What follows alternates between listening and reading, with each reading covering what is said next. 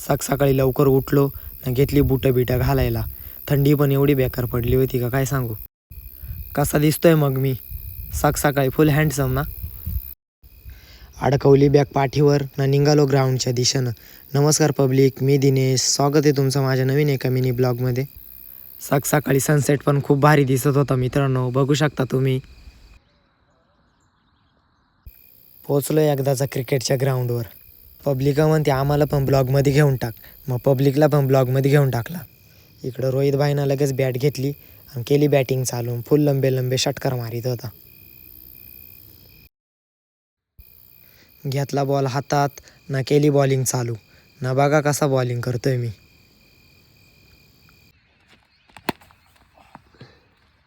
इकडं माझी पण बॅटिंग चालू होती ना, बघा कसा शॉट मारतोय मी.